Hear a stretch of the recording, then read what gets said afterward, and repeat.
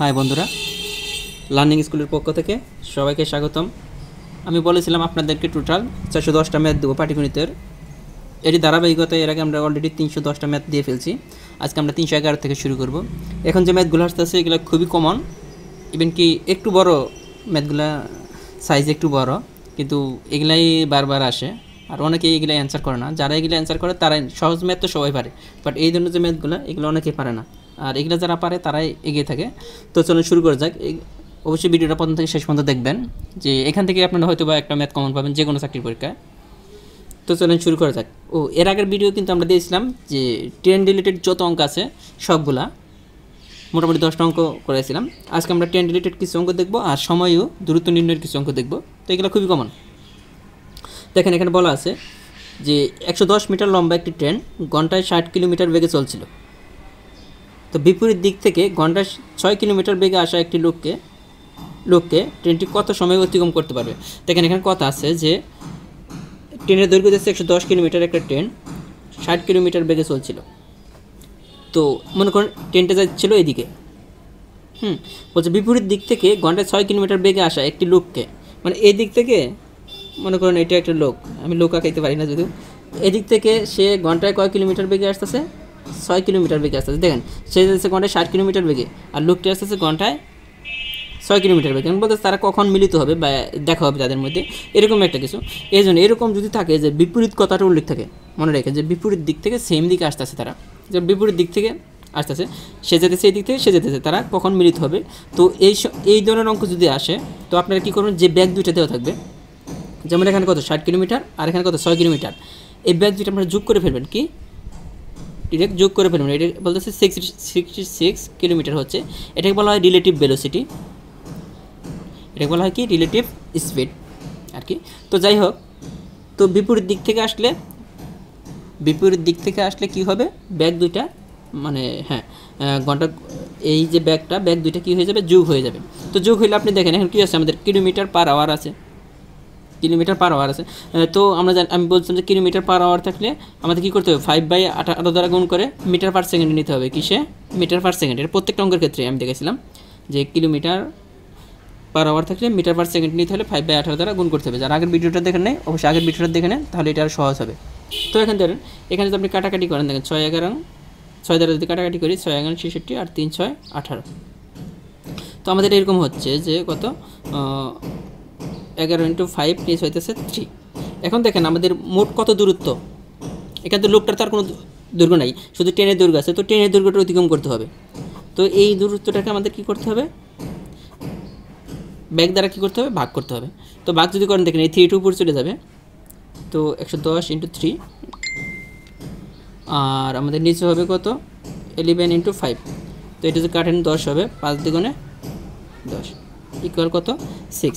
দেখেন অ্যান্সারটা কিন্তু খুব সহজে বেরিয়ে আসছে। আপনি যদি জানা থাকে, জাস্ট আপনি কি বিপরীত দিক থেকে আসাতে কি ব্যাগ দুইটা যোগ হবে, যোগ করার পরে আমরা জানি যে কী করতে হবে, কিলোমিটার আছে এটা মিটার পার সেকেন্ডে নিতে পারে, মিটার পার সেকেন্ডে নিতে হলে আমাদের কী করতে হয়, 5/18 দ্বারা গুণ করে, আর যেহেতু আমাদের এত মিটার দূরত্ব অতিক্রম করতে হবে, তো 1 সেকেন্ডে যাচ্ছে কত, 1 সেকেন্ডে অতিক্রম করতেছে এত মিটার পার সেকেন্ড, তাহলে আমাদের কত 110 কী হচ্ছে, 110 মিটার অতিক্রম করতে কতটুকু টাইম লাগবে, জাস্ট আপনারা এই নিয়মে করে ফেলবেন।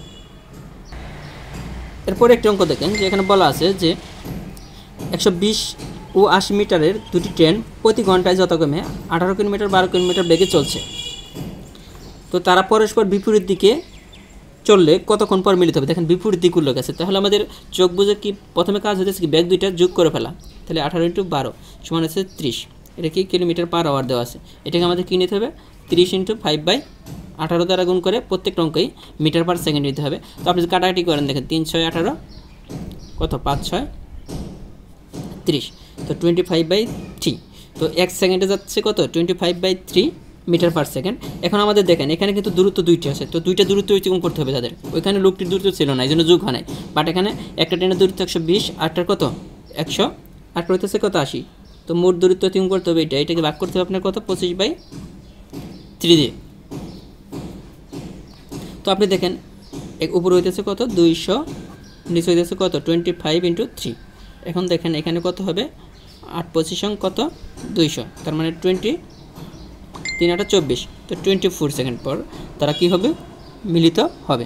তো দেখেন মোটামুটি মানে খুবই ইজি, কত বড় অঙ্ক, কিন্তু আপনি যদি সিস্টেমটা জানা থাকে তাহলে খুব সহজেই সমাধান করা যায়।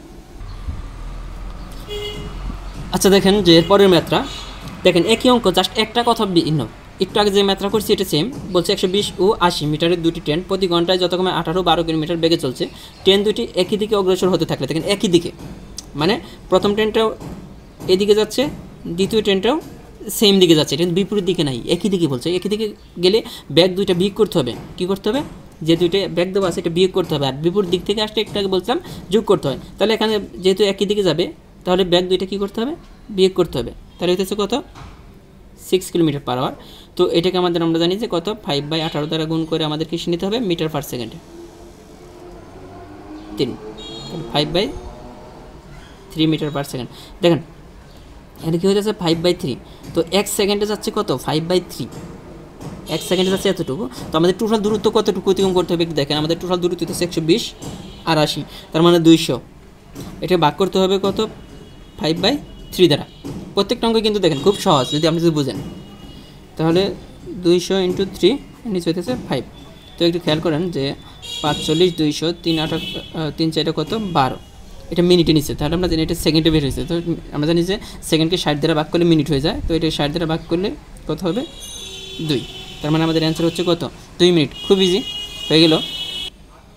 এরপরে দেখেন বলা আছে যে 125 মিটার লম্বা একটি ট্রেন ঘন্টায় 50 কিলোমিটার বেগে চলছিল। একই দিকে ঘন্টায় 5 কিলোমিটার বেগে চলন্ত একটি লোককে কত সময় অতিক্রম করবে? দেখেন একই দিকে বলছে। একই দিকে বললে আমি বারবার বলতেছি, যদি একই দিকে বলে তাহলে আপনার কি করতে হবে? বিয়োগ করতে হবে। আর যদি বিপরীত দিকে বলে তাহলে ব্যাগ দুইটা যোগ করতে হবে। তো একই দিকে বলছে তাহলে আমরা কি করব? বিয়োগ করব। একটা কত? 50 কিলোমিটার, আরটা কত? 5 কিলোমিটার। তাহলে 50 - 5 এত কিলোমিটার, তো 45। তো 45কে আপনার কী করতে হবে? 5/18 দ্বারা গুণ করতে হবে প্রত্যেকটা অঙ্ককেই। এটা মিটার পার সেকেন্ডে চলে আসবে। তো এখানে কাটাকাটি করলে দেখেন আপনার যদি কত দ্বারা কাটাকাটি করবেন? 3 দ্বারা। 3 × 6 = 18, 3 × 15 = 45। তো 5 × 15 কত? 75/, যাই হোক 6। আপনার এটা হলো বা কাটাকাটি করতে পারেন আরও। তো আমাদের বলছে যে 120 মিটার লম্বা একটা ট্রেন এত কিলোমিটার বেগে চলছে। একই দিকে ঘন্টায় 5 কিলোমিটার বেগে চলন্ত একটি লোককে, দেখেন এখানে শুধু 125 কিলোমিটার দূরত্ব অতিক্রম করতে হবে। কি? 125। তাহলে আপনার 125কে আপনার কয় দ্বারা ভাগ করতে হবে? 75/6 দ্বারা ভাগ করতে হবে। তো আপনি যদি ভাগ করেন তাহলে এটা যে অ্যান্সারটা আসবে, তো অ্যান্সারটা আশা করি বের করে নেবেন। খুব ইজি, অ্যান্সারটা বের করে নেবেন। এটা হলো আপনাদের হোমওয়ার্ক। আচ্ছা দেখেন, দেখে মনে হচ্ছে যে অঙ্কটা খুবই বড়, আসলেও কিন্তু বড় না, খুব ইজি একটা অঙ্ক। এদের অঙ্ক আসলে কোনো রুলস রেগুলেশন বা কোনো নিয়ম টিমের মধ্যে পড়ে না। কোনো নিয়মের মাধ্যমে আপনি এটা ফেলতে পারবেন না, আপনার মানে মুখোমুখি করতে হবে। এই ধরনের অঙ্ক দেখেন বলা আছে, দুটি বাস ঘন্টায় 20 কিলোমিটার বেগে একই সময়ে গাবতলী থেকে আরিচার উদ্দেশ্যে রওনা হলো। ঘন্টায় 20 কিলোমিটার, দুইটাই, প্রথমটার বেগে 20 কিলোমিটার, দ্বিতীয়টার বেগে 20 কিলোমিটার। দেখেন সাভার পৌঁছার পর একটি বাস থেমে গেল। ভালো কথা, মনে করুন প্রথম বাসটা থেমে গেল, প্রথম বাস এটা থেমে গেছে। সাভার পৌঁছার পর প্রথম বাসটা থেমে গেছে। তো অপর বাসটি চলতে লাগলো। মনে করুন 2 নম্বর যে বাসটা ছিল এটা মনে করুন 1 নম্বর বাস, এটা 2 নম্বর বাস। 2 নম্বর বাসটা কি চলতে লাগলো। ভালো কথা। তো আধা ঘন্টা পর থেমে থাকা বাসটি আবার 25 কিলোমিটার বেগে চলতে শুরু করলো। তো সাভার থেকে কত দূরে বাস দুটি মিলিত হবে? ভালো একটা কথা একটা দেখেন, এটা বুঝতে হবে আপনাকে জাস্ট। তো এখানে দেখেন যে তারা নির্দিষ্ট সময়ে কি সাভার পৌঁছেছে দুইটা বাস, কিন্তু প্রথম বাসটা কি সাভার এসে হেরে মনে করেন এখানে থেমে গেছে, রেস্ট নিচ্ছে। দ্বিতীয় বাসটা কি সেই 20 কিলোমিটার যে বেগ ছিল, ঘন্টায় 20 কিলোমিটার পার আওয়ার বেগে, 1 ঘন্টায় 20 কিলোমিটার বেগে যায়। তো এই বেগে সে চলতেছিল কিন্তু সে থেমে আছে। ভালো কথা। তো আধা ঘন্টা পর এই বাসটা চলতেছে, প্রথম বাসটা আবার চালু হলো কতক্ষণ পর? আধা ঘন্টা পর। কিন্তু দেখেন একটা জিনিস খেয়াল করেন যে 2 নম্বর যে বাসটা ছিল এটা কি আধা ঘন্টা সে কিন্তু বেশি চলছে। প্রথম বাসটা আধা ঘন্টা থেমে ছিল, কিন্তু 2 নম্বর বাসটা আধা ঘন্টায় যে আধা ঘন্টা কি বেশি সময় চলছে। তো দেখেন 1 ঘন্টায় সে যদি 20 কিলোমিটার যায় তাহলে আধা ঘন্টায় সে কত 30 মিনিটে যাবে কত 10 কিলোমিটার। এটা মনে রাখেন, 1 ঘন্টায় সে 20 কিলোমিটার যাচ্ছিল কিন্তু সে আধা ঘন্টা বেশি চলছে। কতক্ষণ?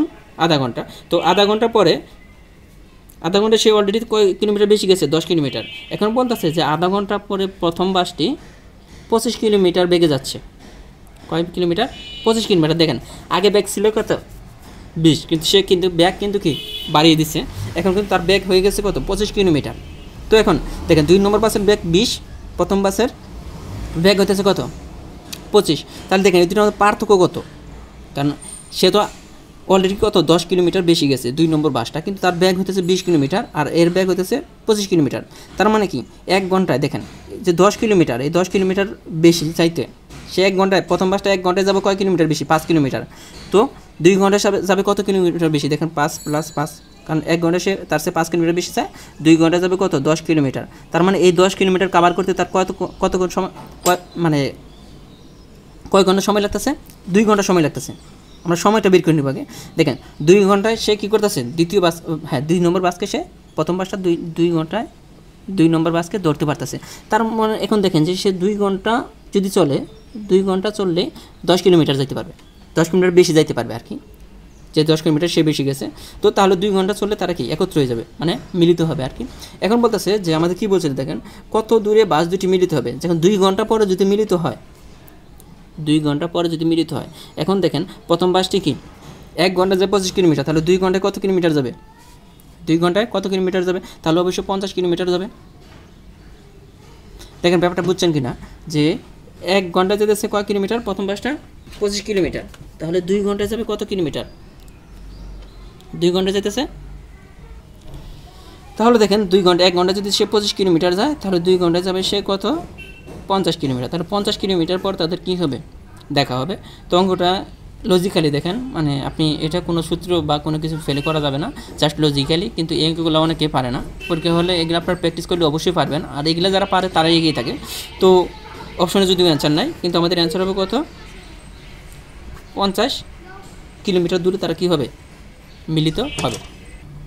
এই অঙ্কটা দেখেন বিসিএস আসছে বা বিভিন্ন চাকরি পরীক্ষা আসছে, বলা আছে ঢাকা থেকে টাঙ্গাইলের দূরত্ব 45 কিলোমিটার, ভালো কথা।